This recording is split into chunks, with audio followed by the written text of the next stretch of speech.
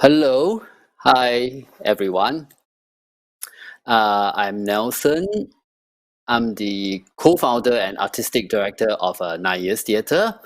Um, Good evening to all of you who are tuning in from Singapore and anywhere around this region. And very good morning to those of you who are tuning in from the United States and places around that region. And I think perhaps good afternoon for those of you who are caught in between. Welcome to SIFA version 2.0 and to this evening's Three Sisters, a dialogue with the creators. Before I introduce my collaborators, here's some quick housekeeping matters, and I'm going to read off this list so that I don't get them wrong. We welcome your questions throughout the conversation, and we will try our best to answer as many of them as possible during the later Q&A session. And please submit them in the comments via YouTube or Facebook. Secondly, this session is recorded and will be available on SIFA All Access after this session is over. Great, so now we can bring on our collaborators. So let's meet them. Hello, guys. Hi there. Okay, so next to me, I hope the order is correct, but next to me, that's Barney, my co-director from SITI Company. And then next we have Benjamin, our assistant director. Benjamin is calling from Belfast, Northern Ireland at this moment. And then we have Darron West, our sound designer. And then Brian Scott, lighting designer. Hello there. And then we have our costume designer team, Jacqueline and Yuan Zhiying from Singapore. Hi. Okay, great. So we have kind of designed today's conversation under an umbrella topic of stories in a way, right? So I'm going to begin with the story of SITI Company and 9 Years Theatre. Perhaps like how we met, and then Barney's going to tell us a little bit about the story of Three Sisters, and then we will talk about how we tell the stories. So the designers will share a little bit about our concepts, our design, and we'll also talk a little bit about our workshop process, right? And then the last part, we hope to talk a little bit about the story of our time, making work, doing international collaboration in this time, right? In this time and day. So that's kind of like the flow, right? Okay, so I shall start, right, very quickly. I'll take us through a kind of I'll tell the story of SITI Company and 9 Years Theatre, sort of in the sense of movement of people across space and time.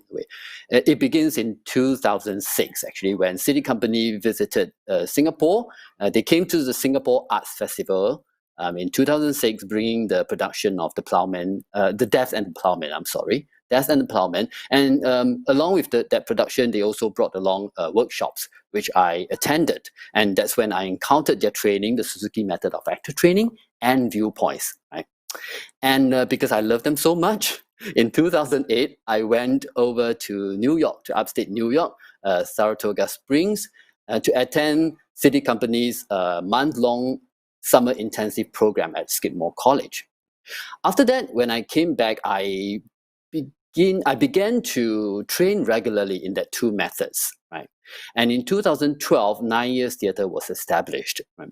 And during the same year, 9 Years company director, Mia, who is also one of our ensemble members, went to New York to attend the SITI Summer during the same year. And between the year 2013 and 2016, SITI Company members Stephen Weber came to Singapore a few times actually to conduct viewpoints workshop. Right, so we have a lot of chance for conversations, and it was during 2014 that the idea of a collaboration between the two companies was articulated and proposed. In 2015, Mia and myself, we went to Toga, Japan, to attend the 50th anniversary of the Suzuki Company of Toga. And over there, we met with SITI Company members, Alan Lauren and Bondo, and the conversations for a collaboration continued. 2017, Mia and myself, we were invited back to Saratoga after many years, right, to speak on a panel at a symposium on Suzuki method of active training organized by SITI Company. And it was during that trip that the plan for a collaboration was confirmed. In 2018, we sent over 3 of our company members. These 3 guys flew over to New York to attend again the SITI Summer in Saratoga Springs. And it was also in 2018 that the SIFA Commission was confirmed. Right? 2019, SIFA Festival Director Gaurav Kripalani, myself and Mia, we visited SITI Company in New York City, and we had a chat about the project. And also in 2019, Mia, myself, and 2 other members from 9 Years Theatre, we went to Toga again, Toga, Japan, to observe the Theatre Olympics, where SITI Company was invited to perform Radio Macbeth at the Theatre Olympics. And we had a chance to actually play around with SITI Company, jamming on the stage up in the mountains of Japan. That's when we come together for the first time and have our bodies on stage together. It was really fun. Yeah. And that brings us to 2020. We were supposed to do Three Sisters, in May, but the pandemic hit. And there's a change of plan. We held a 2-week online workshop, which just completed this morning for us. This morning. It was last night for you guys, right? So here we are, right? So as you can see, there's a lot of movement of people across the globe, across time. It's a production that is 4 years in the making since SIFA confirmed the commission, but it is a relationship that spanned 14 years since 2006. Right? So there is no big point that I'm making here, but I just really want to locate this thing for us, right? Today we're having a conversation on this platform, and it is nothing incidental. It is something that was built and developed since 14 years ago. So thank you very much, right? I'd like to jump very quickly into the story of the Three Sisters, which is the project that we're collaborating on. And I'll hand it over to Barney. Barney, you can speak a little bit about it? Sure. Hello, everyone across the globe. Wow, that's a long history, Nelson. That's really quite beautiful. Yeah. So The Three Sisters is by the playwright Anton Chekhov, who is certainly world famous as a playwright. It's essentially about the Prozorov family and their circle of friends and acquaintances. Specifically, the three sisters, Irina, Masha, and Olga, and their extended group. The Three Sisters began their lives in Moscow, which is quite a cosmopolitan place. And because of fortunes or misfortunes, they ended up having to leave Moscow and travel far outside the city into a small village where there isn't really a lot going on. And it's essentially following their dreams and aspirations, specifically to return to Moscow, to what seems to them a life, and lively, a lively life. And because of various circumstances, their dreams are thwarted over and over and over again. And so the major theme, at least from my perspective, is about how to carry on when all of these circumstances are fighting against you. And so it's really about following them, the Three Sisters, and their spirit and their ability to carry on despite hardships. And so that makes the theme, the overall theme of the play, quite universal. Also, in terms of the adaptation that we're using, we landed or decided, we read many translations, and we decided to go with the American playwright Sarah Ruhl's adaptation of The Three Sisters. We found it quite lively and a little bit quirky in a good way, and For me, it wasn't stodgy. It was very awake and funny. So this play overall, I would say it's a tragic comedy. Thank you, Barney. Yes, I remember, Barney, when you mentioned the term, when you invoke that term, right? How do we go on? How do people carry on? Through an email, I think you sent it to me through an email. It really strikes a chord with me, because it also speaks so much of our situation now, right?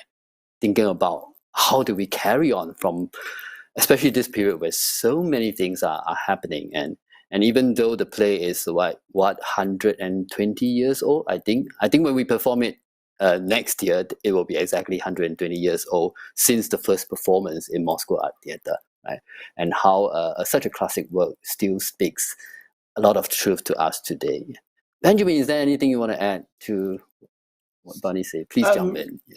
Yeah, I mean, I think you've absolutely hit the nail on the head with this kind of idea of tragic comedy, but in it feels like reality, right? Is that we have these dark times, but there's still always humor interlaced within the world that we live in, no matter how dark things get. And particularly, I find that I identify with it because the Northern Irish and the Irish sort of mentality is always to find something funny in the darkest of times, and I think that's really it's really beautiful and touching within the play. And something that sometimes people overlook with Chekhov is that there is a lot of comedy within it.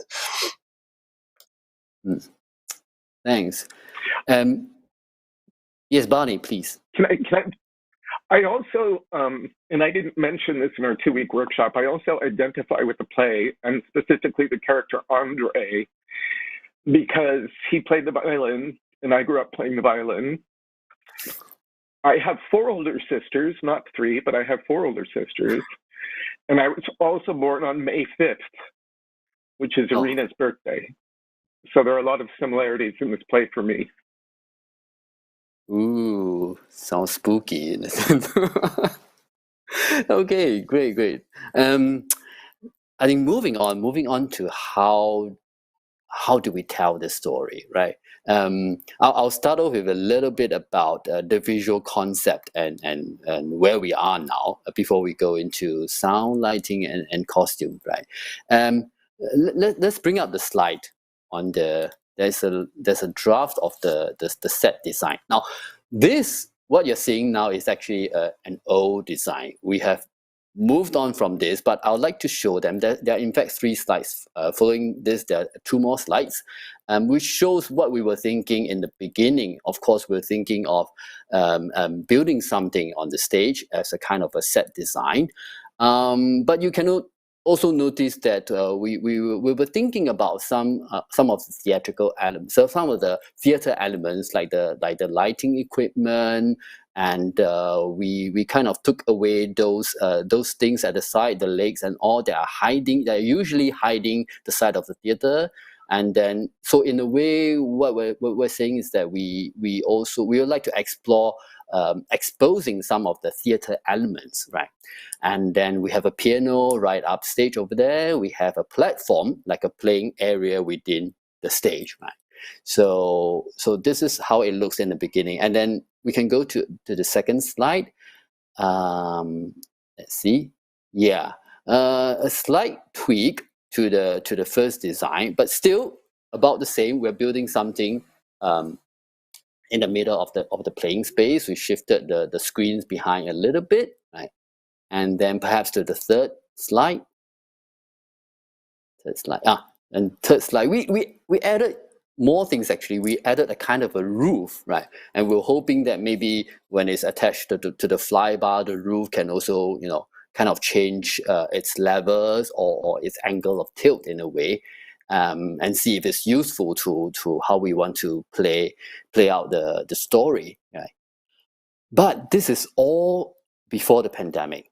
I think we had discussion about these 3 drawings way before when the pandemic hit really hard, right?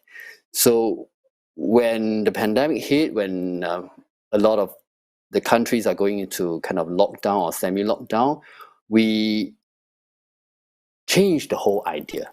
We kind of go back to an essentially bare stage, right? In a sense that what are we thinking? I think maybe two things. And guys, please add on if I miss anything. We were thinking that in such a time there is a need to reset ourselves, to rethink everything, right? Because so much has changed. And to have an essentially bare stage does not mean that we do not have anything on stage, but we want to start kind of simple and clean and see in the process, what do we bring on? What do we bring on? In a way, is to also to remind us that perhaps we are starting with a lot of presumptions in the beginning, unknowingly.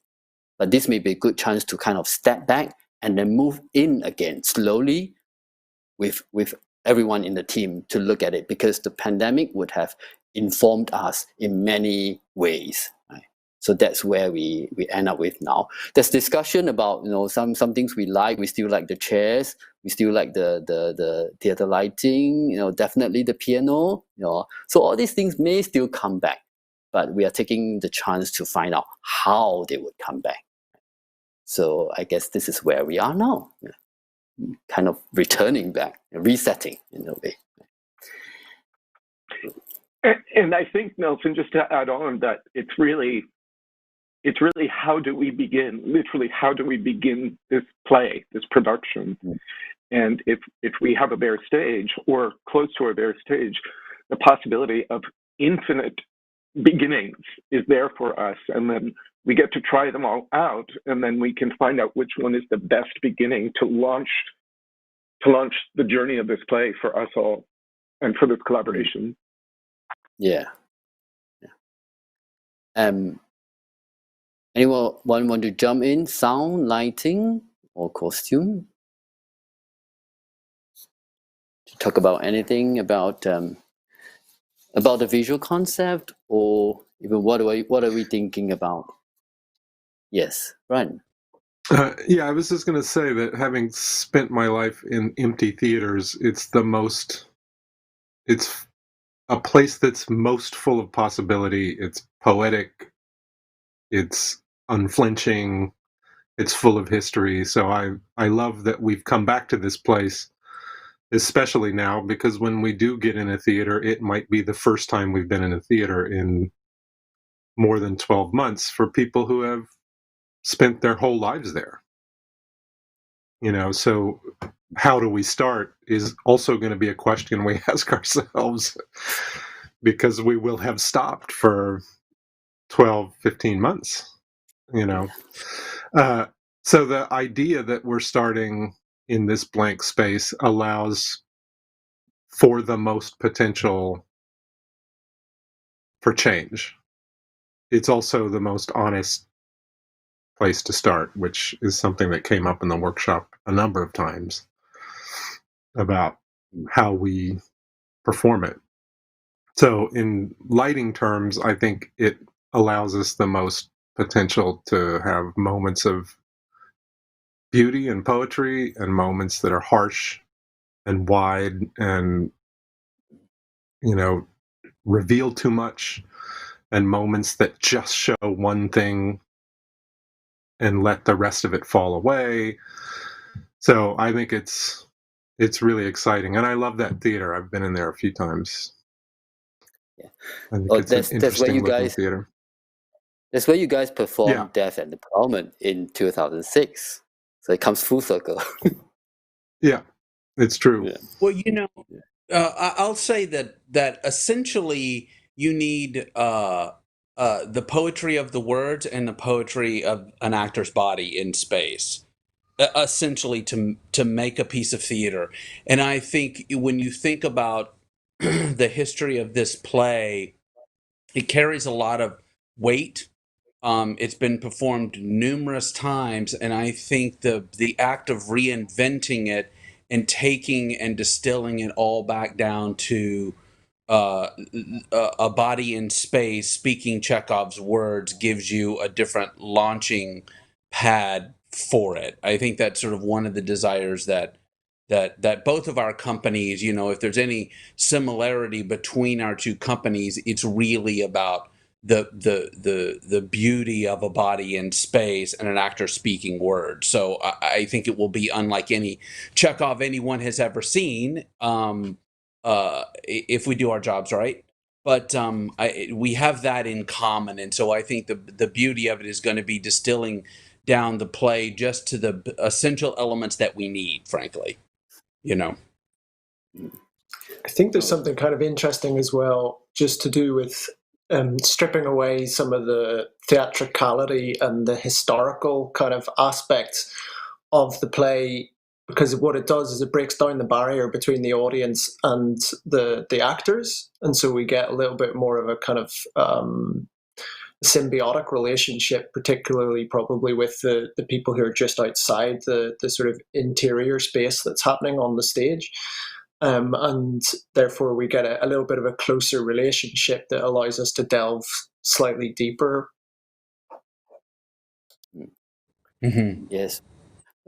But having said that, we also know that essentially backstage can be the most challenging space to be in a way, full of possibilities, but and you can fall anywhere, in that space. And thank you, Darron, for bringing that up. And it reminded me also that in the very beginning, why two companies are interested to meet and collaborate is because we recognize that common language in a way between the two companies that is rested upon our training, and particularly how we invest and how we take care of a body in space and also time, of course, right?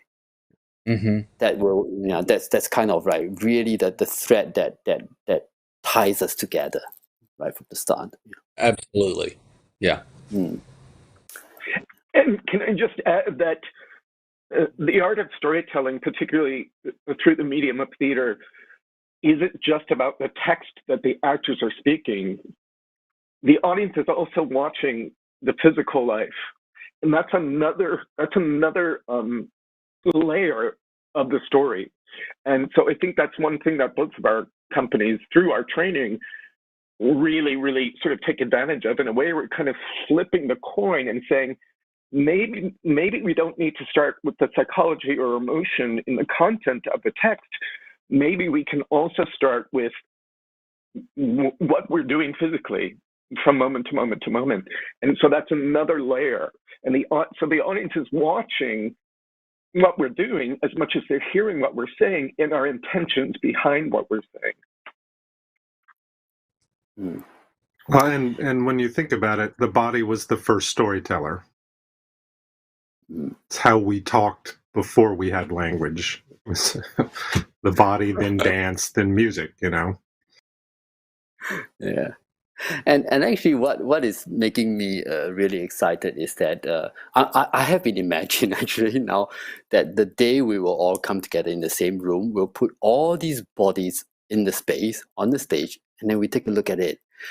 It's going to be bizarre. I mean, we're going to look so different, and then we're going to find out how to be together.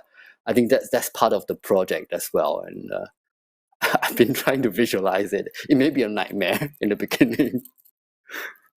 Yeah. Zhiying, Jack, do you have anything to add? Sorry, we're going to No, train first. I think that's going to break the ice. Definitely. And Zhiying and Jack, or would you like to jump in with the costume? Zhiying and Jack has. Oh, I should just mention now, perhaps the only thing that we have gone quite far in our design is the costume, right?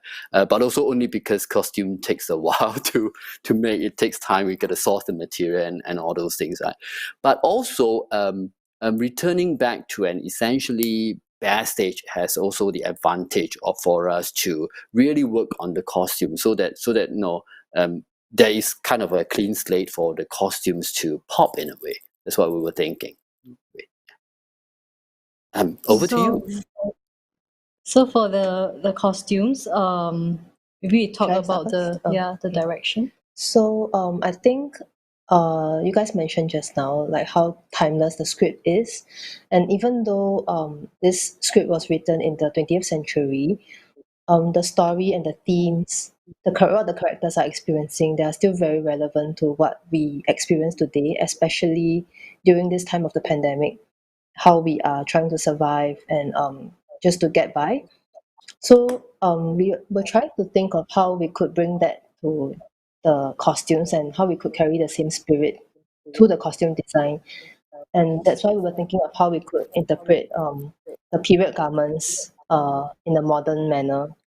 So um, and okay, so a lot of these we were looking through a lot of pictures of clothes that had period elements, like for example, like the puff sleeves, which we still see very commonly today in a lot of the ready-to-wear, and the silhouettes that we still wear today, like the fit and flare silhouettes, which were also very common in the 20th century. So we were trying to marry these elements together and then tie them back to the script of how timeless these both the script and the costume design could be. And then going to that So how so the two companies, yeah. throughout the process, when we were working with Nelson and Barney, uh, a lot of pictures, we were sharing pictures with each other as well. For example, Barney sent us some photos of images he liked, and they are people in very urban, very modern clothes, with some of them with a little bit of historical details. For example, a military type jacket, but it's more of a fashion garment. So we did go into this direction. And ultimately, when we were designing the costumes, execution wise, besides having the historical elements in the modern costumes, we also were very aware of how SITI Company and 9 Years Theatre are very focused on the body, on movement theatre. So when we introduced the costume design, we wanted it to be in many, many different layers, from the starting base layer where it can be built up, dressed up, reconfigured and dressed down according to the passing of time, according to different scenes or different occasions. So this was one aspect, because when you layer or take off clothes, it changes the body language, it changes the silhouette, and this is aligned with with 9 Years and with SITI Company's way of expressing themselves. Yeah. I think just now Barney also mentioned something about infinite possibilities and how because the stage initially started with props on the stage, and then right now we decided to strip it bare. But so in a way, the um, attention is more on the costumes now, and how, because when we were designing, we actually didn't think about how, we had a set of like maybe 20 garments for each character, but we never thought about like, okay, maybe like in this scene she must be dressed this way. So it was open, and it's like there's many different possibilities how each character could be dressed in a different scene, or he or she could just pick up something and be in character or out of character. Yeah. So what we can see on the slides now, this was some of the images we submitted for our costume proposal. So you can see over here we have a set of very modern modern clothes with historical elements such as puff sleeves, elongated silhouettes, fit and flare garments, and high necklines. So for the next slide, yeah, this is an extension of the detail. So ruffles, long hemlines, yes, and then the high collar.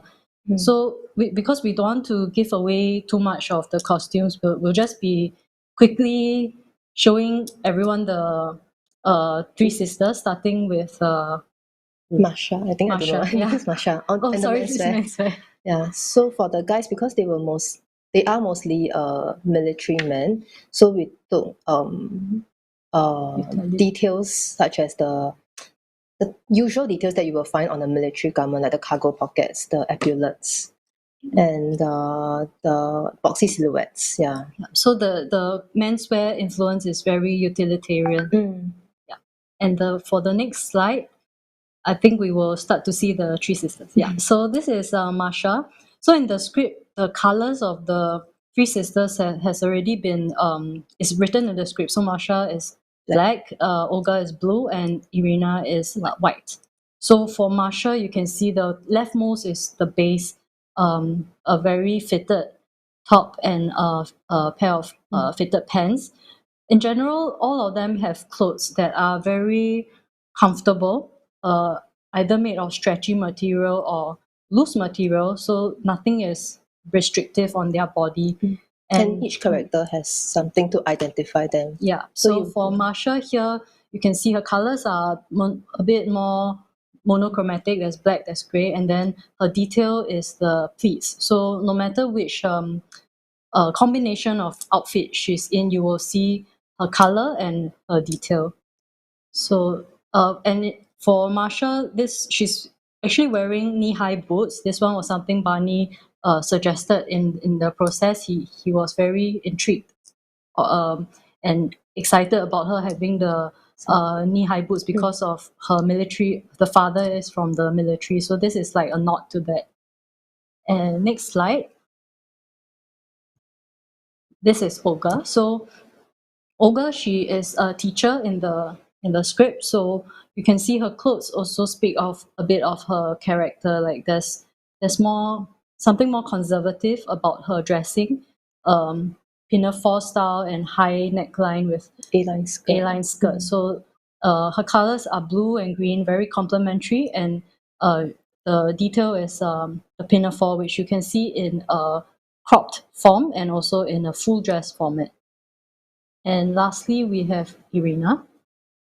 So Irina is white. We matched it with a little bit of a dusty lavender color. She's the youngest in the family and somewhat more dreamy, more naive, hopeful, and optimistic. So we gave her a little bit of that innocence to her character by adding things like lace and floral details on the lace embroidery to express that. And through all these three pages of the costumes, I'm sure you guys can see that there are some period elements such as the fit and flare silhouette, the puff sleeves, the high neckline, elongated hemlines. Yeah, so this is consistent throughout the play. And on top of that, we do put a lot of attention on the colors. So eventually, when you see all the costumes together, you'll see that, for example, for people who are in the same family, they have complementary colors. For the military people, they have the military colors like khakis and army green, and so on and so forth. Yeah. Great. Thank you. They're beautiful. Thank you.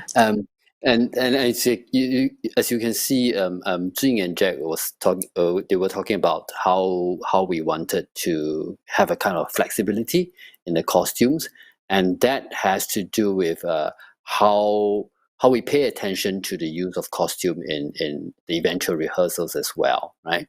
And we can jump right into talking about our 2 weeks online workshop and coming up from that. Something about that and the way we work in a way. I would say Barney could start by sharing something, but anyone can jump in the middle, please. So I think for many creative people across the globe, we all had to figure out how to do what we do online.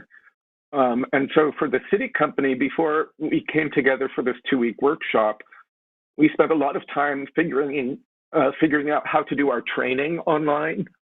And we did that amongst each other before we shared it with our community, so we could sort of work out the kinks.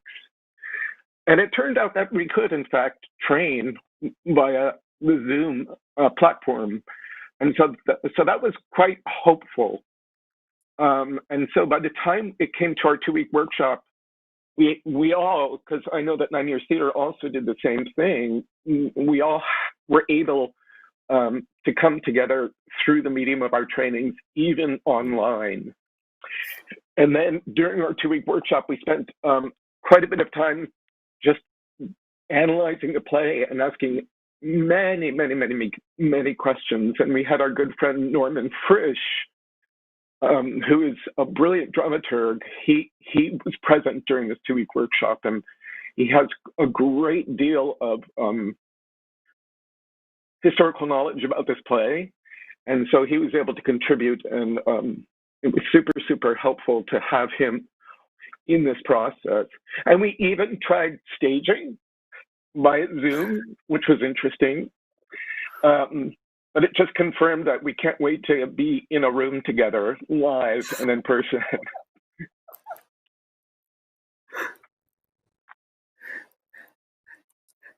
Anyone has anything to add to? I wanted to that? just actually ask. Yeah. I'd like to just ask you, Nelson and Barney, just to maybe say something about the experience, the difference between kind of verbal work and physical work on Zoom, and the sort of different effects that working in that medium has on each.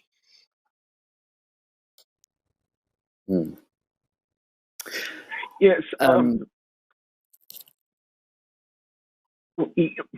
You know, we're so used to taking cues from one another physically in space and time, and it's much more difficult to do that through this online platform. We have to reach out even more than we would normally if we were sharing a room together. So it's challenging. Clearly, orally, it's we can really get into text in a way because just because of this medium. You know, in a way, this functions more cinematically. The Zoom or the online platform functions more cinematically than it does theatrically, and so it's challenging. Yes, definitely, especially so for physical work, because if you look at the digital platform in terms of space and time, it kind of subvert our usual idea of space and time. Firstly, I have my own space over here, and then and then I'm seeing a lot of different spaces right in front of me through this camera. And how do I express my space to you is only through this tunnel over here, which is already a completely different practice and culture in a way. It's a different culture. It is a culture. I should really say that. And we need time to get acculturated into this new world. The body needs to learn. The brain needs to learn as well. And in terms of time, we know there's always a lag. Speaking together is almost not possible. No, and togetherness has a totally different meaning now, in a way, because time is different now. Yeah.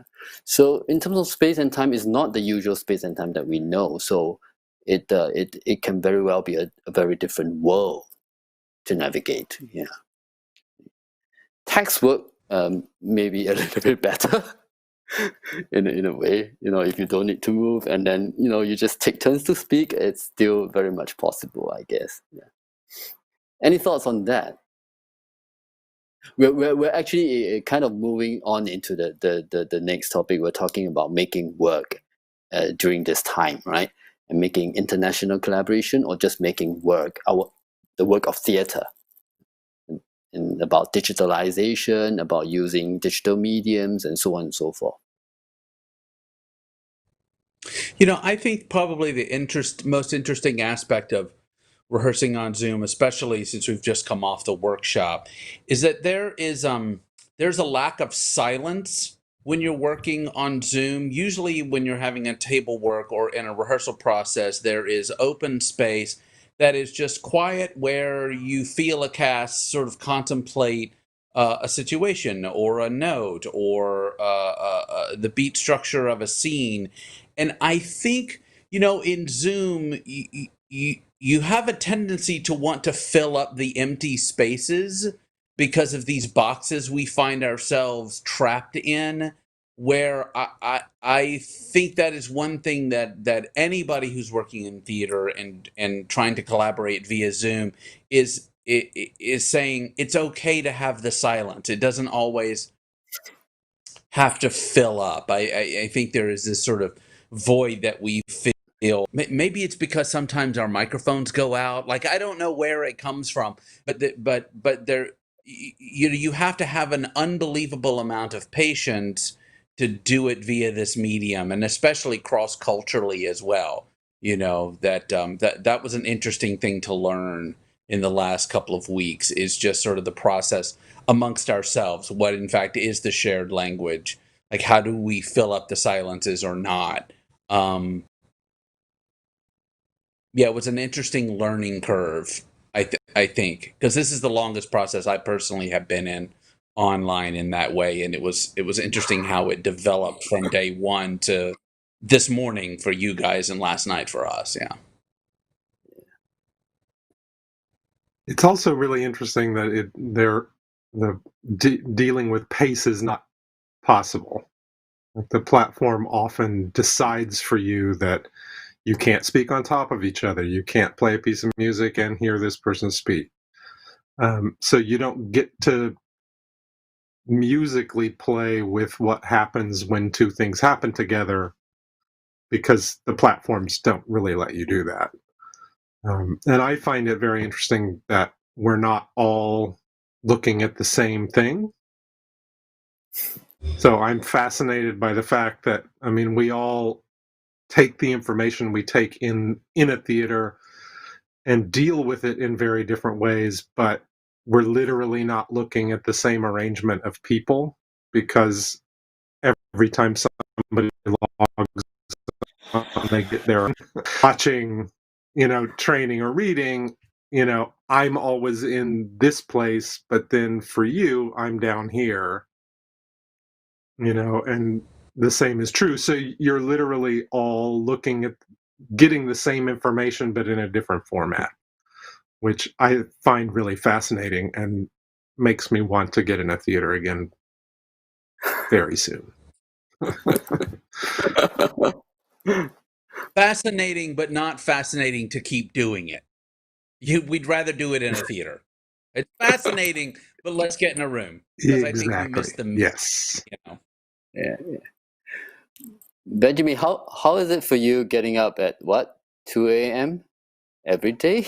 I was working from 12:30 to 3:30 Oh, right. each day, which is Okay.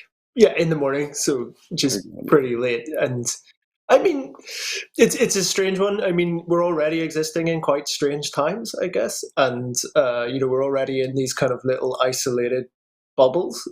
This didn't make it less isolating, it has to be said. But I got used to it, and it would have been a lot harder if I was doing something that wasn't very interesting. But because the process has been really interesting, and it's been a great group of people to work with, that made it a lot easier to switch on at 12:30 and keep working through. But yeah, it definitely, in a way, it really focused the mind, and in other ways, it was quite difficult to keep reality in a kind of a natural state, I suppose.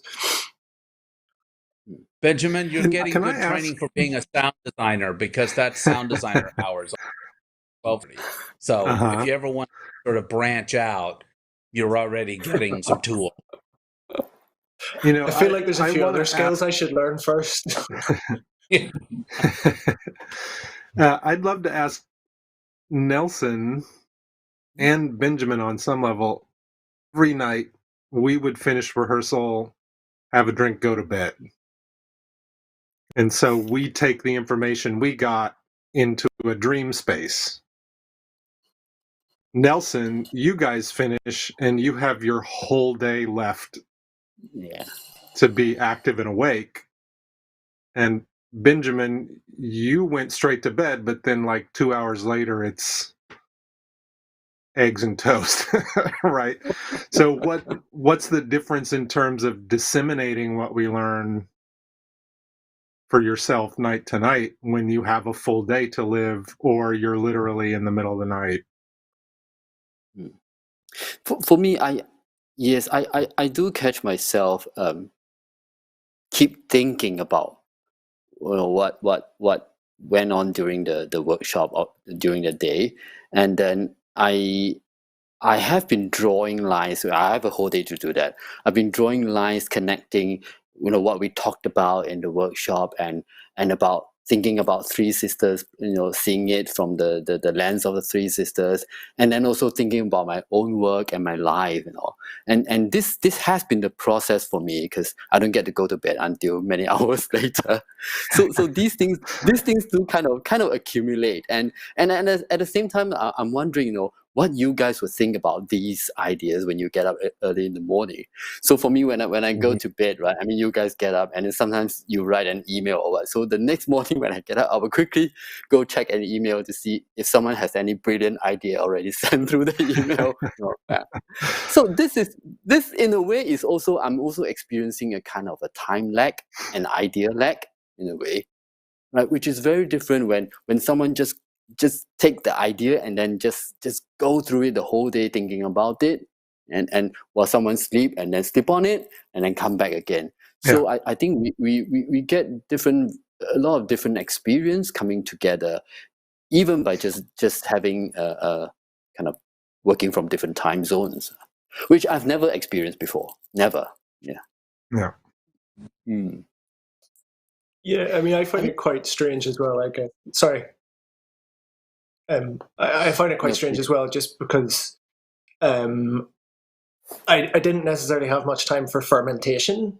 So all of these big ideas were coming out at the end of sessions, and then I would just sort of go, and the sensible thing to do would be to sort of go straight to bed. But if you do that, then you don't have time to let those thoughts articulate and develop before you go to sleep and you wake up and you have to do something else. Now, there were some nights where there were a lot of thoughts going around, and Barney and Nelson kind of tested the fact that they were sort of receiving emails which were being sent at about sort of 4:30 in the morning, which may or may not have been awfully coherent, but it felt like that I needed to sort of continue that those thoughts, and so couldn't just kind of go to sleep.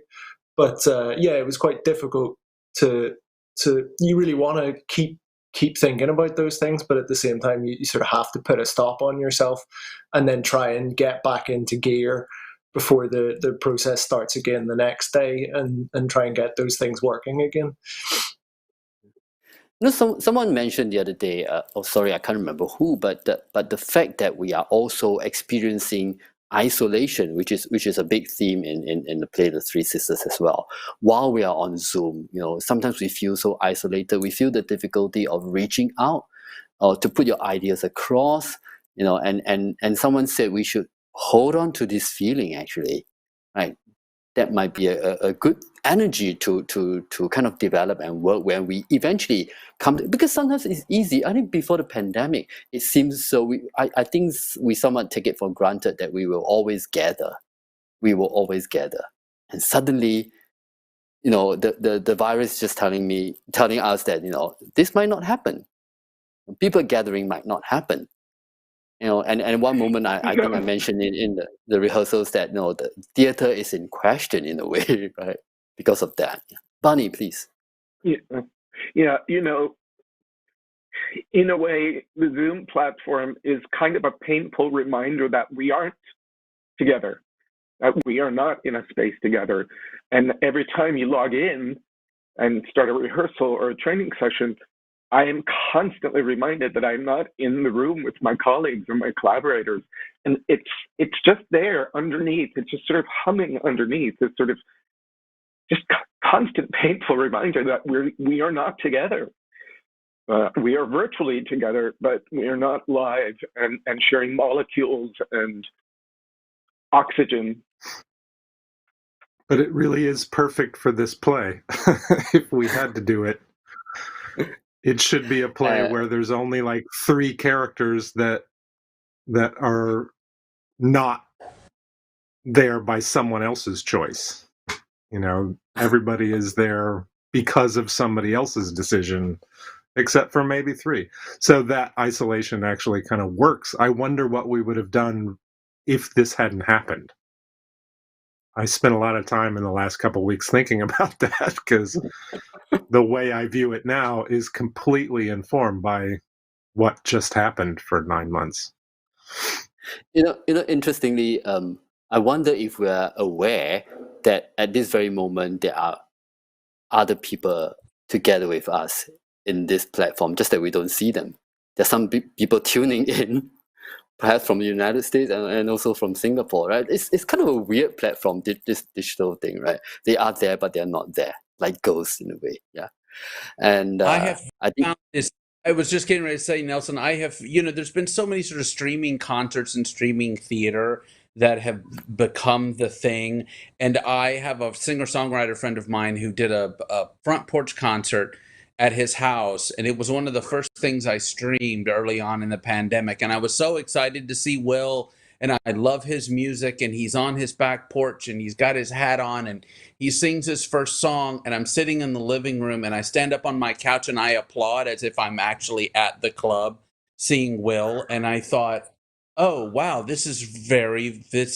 was sort of the first time it struck me how awkward it made you feel, because I'm so used to clapping after Will's songs. And here I am standing in my living room alone at 7:30 going, yeah, and realizing the awkwardness of it in the act of trying to, and so I just sent him a chat message going, it's very strange to applaud on my own in the living room, but it's changed the dynamics of everything performance wise.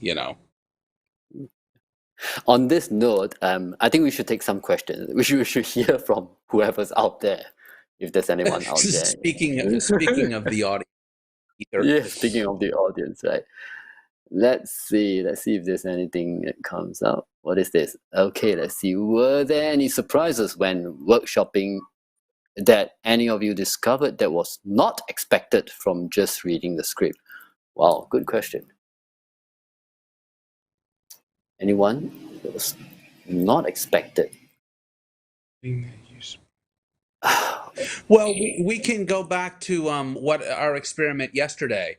So the first 2 weeks of the rehearsal, we spoke the entire script of Sarah Rule's text in English together. And on the very last day of the workshop, we decided to do our multilingual experiment. And I was explaining to the company at the very, very end of the play, because we had 3 people speaking the last words of Chekhov's play about moving on, and we have to figure out a way to live all in their own native languages. It struck me that this play was not only about just those 3 sisters, but it was really about the world, and it was about culture in general, which just I was so surprised by my reaction to it, but hearing words, it made the ripple in the pond much bigger. I thought I was very moved by that aspect of it, and reinforcing the timelessness of the play in many ways, and how it's built in such a way that it can take a lot. It's a well crafted story that it can take a lot of different interpretations, and it can take a lot of things thrown at it. I think it can take a lot, but it can't take everything. In other words, I don't think you can.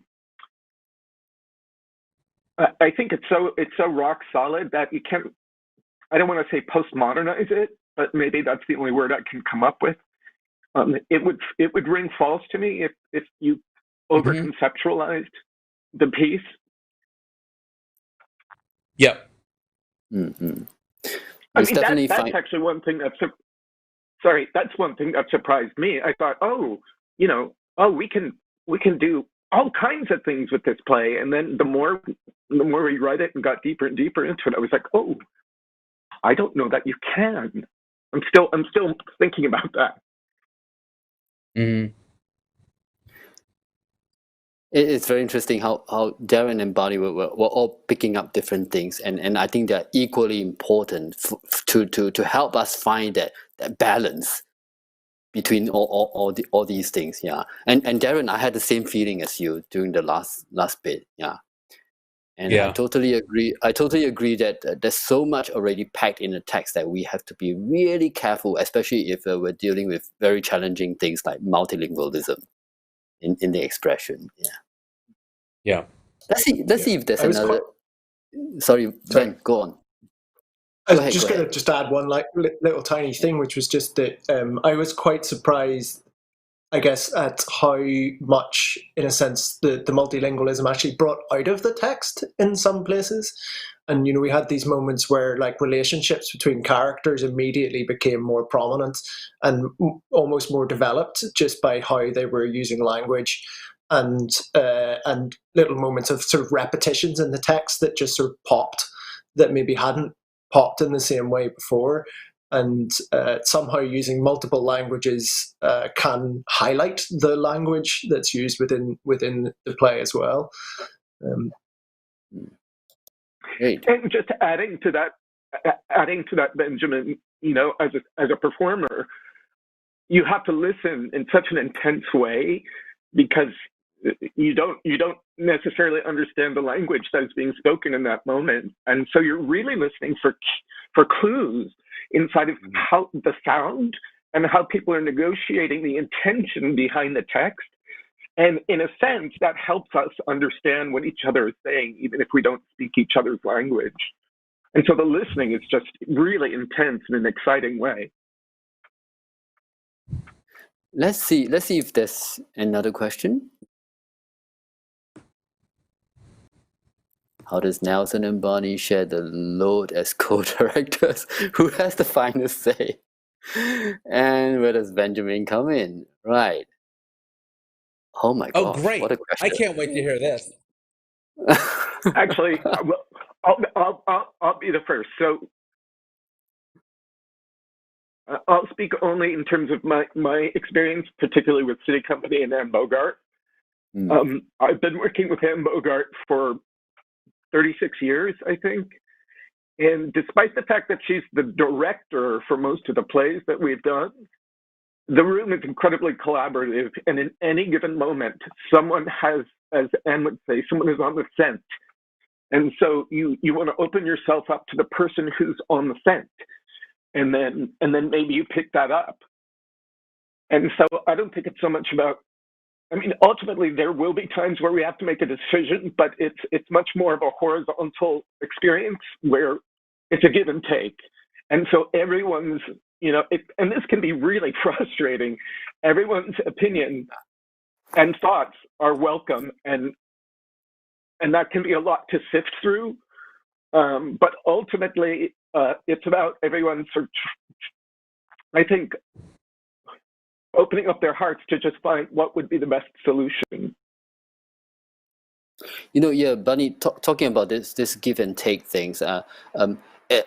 Over at 9 Years Theatre, because 9 Years Theatre is still a very young company, so to speak. So in the beginning years, I took charge more in terms of directing most of the plays, and the actors kind of I lead the actors into the programming and to what we have to do. But it is exactly because of the collaborative practice of SITI Company that I wanted to go into this collaboration with SITI Company, because I know it's time to move 9 Years Theatre, the company, into something else, into another model. And but it is not a model that is totally unfamiliar to us, because I already believe that in our training of viewpoints, which is a lot about how to coexist in a single space together. It's a society. It's building a society, and that kind of practice has already prepared us into this kind of collaborative work where we have to really listen intensely and try to make sense, and then how we put our ideas out also gently, inviting other people to comment on it. It's a delicate process. It's definitely frustrating, but it's worth it. How does Benjamin come in? I guess my role, it feels like, it's different for every production. When you're an assistant director, sometimes your role is very mechanical, but in this process, because it's been so collaborative, there has been a lot of kind of room for creative expression as well. But my role really is to support Barney and Nelson, and to occasionally offer an alternative opinion or an outside eye, but really to kind of just add a little bit of around the sides of context sometimes, or just a slightly different perspective. Now, I want to affirm that Benjamin has been a great contributor to the process. That's for sure. Yes. It's very I think we kind. may Thanks. no. I think we may have time for one more question. Let's take a look. Do you think that COVID is a blessing in disguise for theatre in the sense it challenged theatre makers to think creatively and break restrictions? A very open question.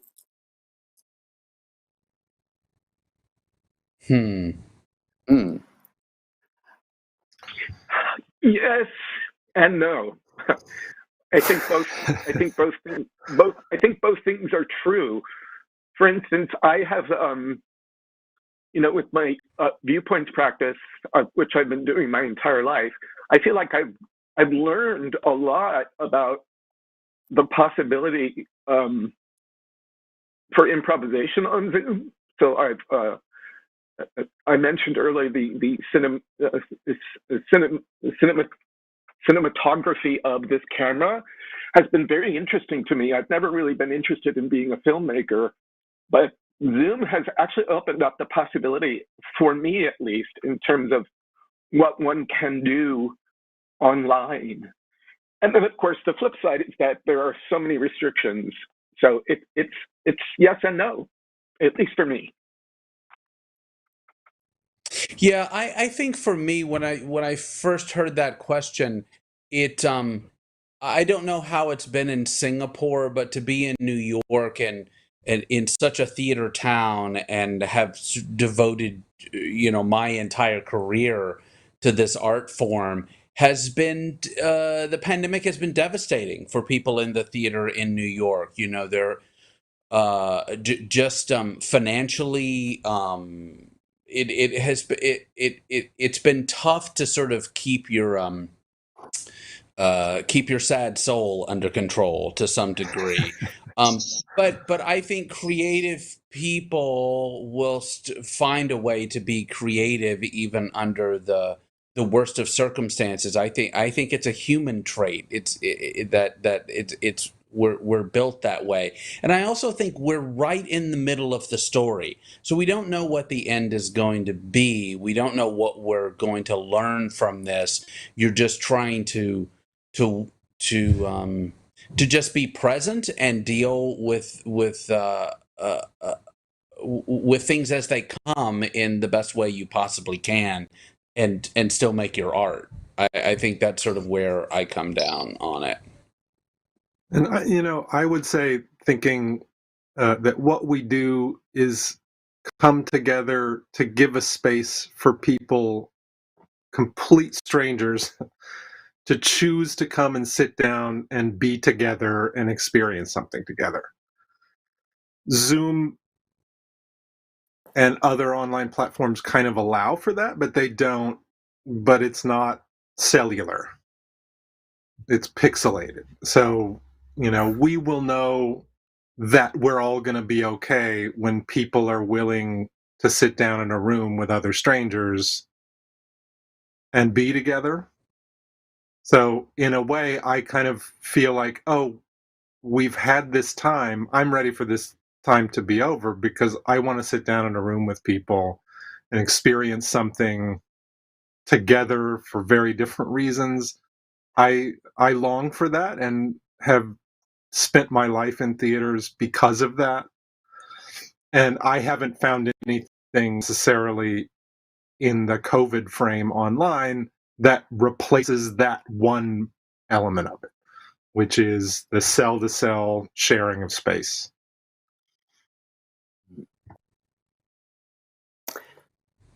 Anyone else have anything to add to that?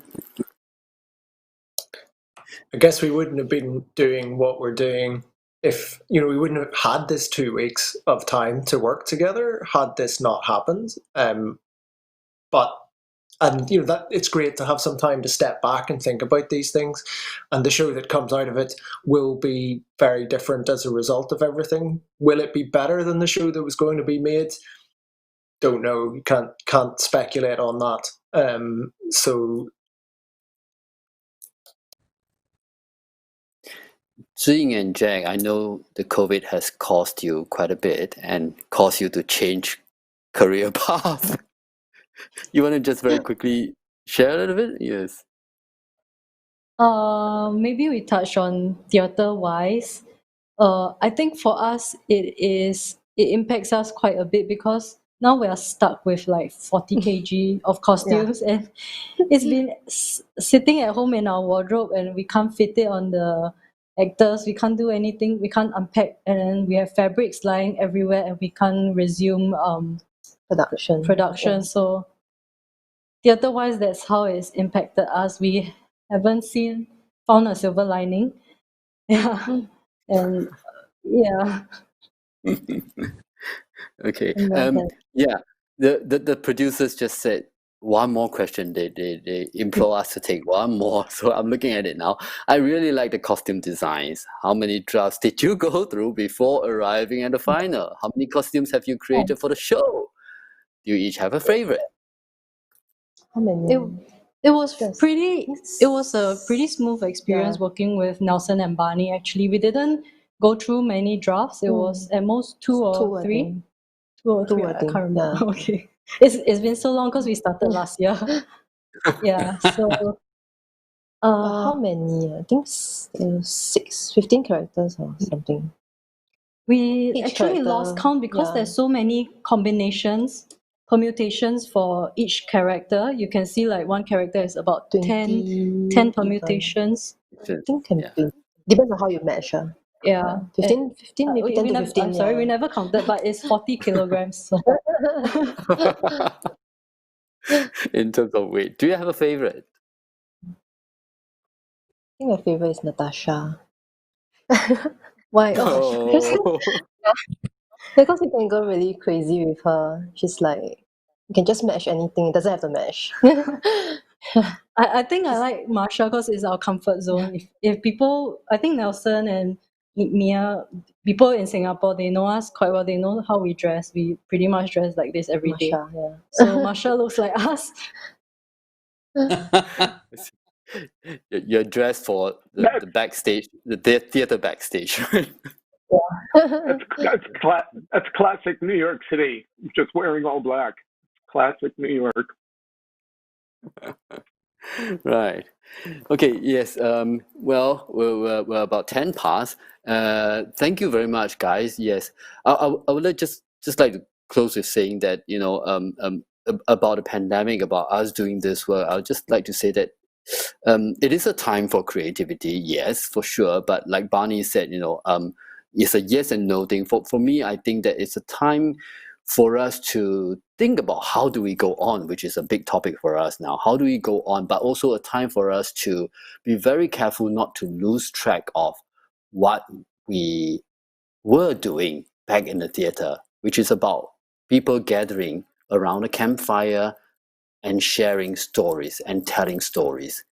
And that, to me, I always hold that image as a kind of a core, and to see whatever new innovations that was given to me, that was proposed to me, and how does it not undermine that core, and can I still achieve much of that core with all these new innovations? I'm all for that creativity, but then we should not lose track. So in that strand of thought, I really hope the day will come in April where you guys will fly all the way across the globe to be in Singapore, and then we'll be in a room together wearing the beautiful costumes and moving around in space and time. Yeah, we'll get there. We will get there. Ears and toes crossed. All right, great. Thank you, guys. It's evening here for us, so good night to Zhiying and Jacqueline and those tuning in from Singapore. And now you guys are the opposite. You have a full day ahead of you, right? So bring these thoughts along and experience what we experience Benjamin, I don't know what you'll do in the middle, but okay, great. Go Thank have you, some guys. lunch. Yeah, go have some lunch. We'll see you soon, and thank you, SIFA, for this commission and for bringing us together through this play. We'll see you in the theater. Bye bye. Thanks, everybody.